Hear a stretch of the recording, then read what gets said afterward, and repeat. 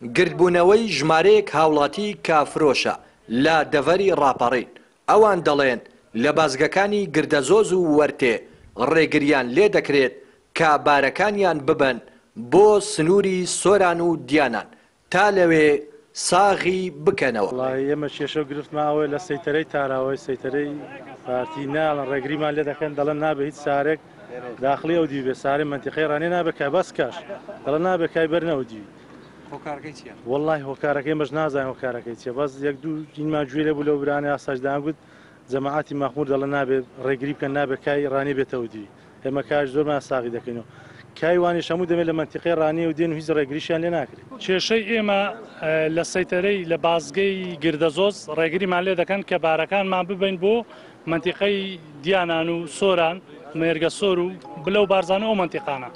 لەکەیەوە ئەو گرفتتان بۆ دروست بووە؟ لە دوێنێەوە ئاگاداریان کردوونەوە دوێنێ ساارەکانمان ڕۆیشتون ساخیانمان ڕۆیشتون پێیان وتونە ئاخر زارتان بێ و نێنەوە بێروکانەدا.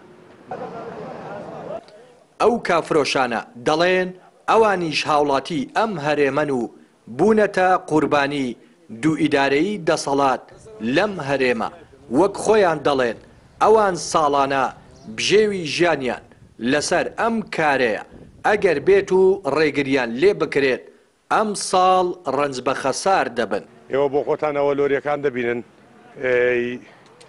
کرێکار وشەکان دەبینین ئێمە تقریبان زیاتر لەوانەیە 50 ماڵ زیاتر لە 1000 کەسیشی لەسەر و لەسەر بژێوی ژیانی لەسەر ئێرەیە.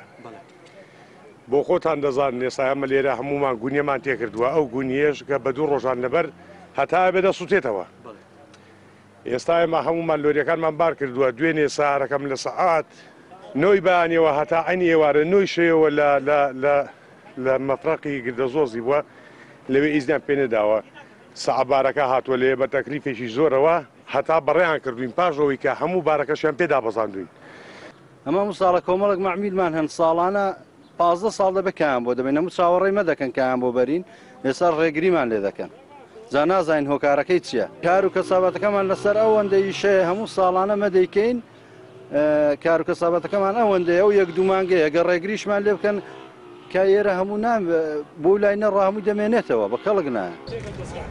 سەرەڕای قەیرانی دارایی و نەدانی موچە بە فەرمانبەران دەسەڵاتداران تەنانەت کێشە و گرفت بۆ کاسبکارانیش دروست دەکەن و هەر جارە و بە پاساوێک دەیانکەن بە قوربانی دوو ئیدارەیی و ململانەی سیاسی و ئابووری.